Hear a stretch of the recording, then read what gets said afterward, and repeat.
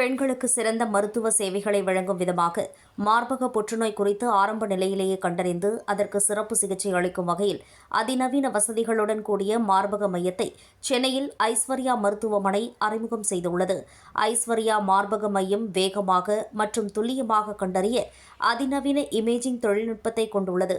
இதன் மூலம் புற்றுநோய் கட்டிகளை விரைவாக கண்டறிந்து சிறப்பான சிகிச்சை அளித்து நோயாளியின் உயிரை காப்பாற்ற முடியும்.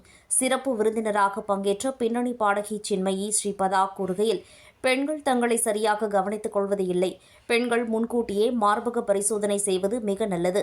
புற்றுநோய் பற்றி யாரும் கவலையடைய வேண்டாம். அதற்கான அதிநவீன சிகிச்சைகள் வந்துவிட்டது. மேலும் ஐஸ்வர்யா மருத்துவமனையில் இதற்கென மையமும் பல சிறப்பு வாய்ந்த மருத்துவர்கள் இருப்பதாகவும் தெரிவித்தனர்.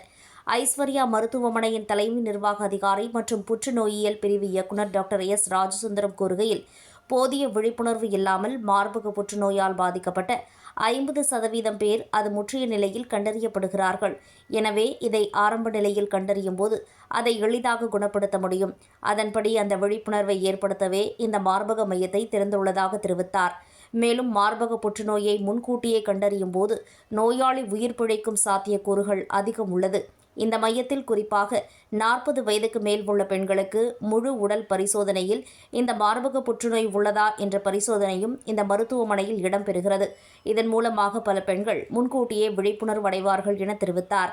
ஐஸ்வர்யா மருத்துவமனையின் இயக்குநர் டாக்டர் சந்திரலேகா கூறுகையில், தாமதமாக நோயை கண்டறிவதன் மூலம் ஏற்படும் விளைவுகளை தவிர்க்கும் வகையில் ஆண்டுக்கு ஒருமுறை 40 வயதுக்கு மேல் உள்ள பெண்கள் மார்பக பரிசோதனை செய்வது மிகவும் நல்லது என்றும், உங்கள் பிறந்தநாள் அன்று உங்களுக்கு நீங்களே முழு உடல் பரிசோதனையை ஒரு பிறந்தநாள் பரிசாக அளித்துக் கொள்ளுங்கள் என தெரிவித்தனர்.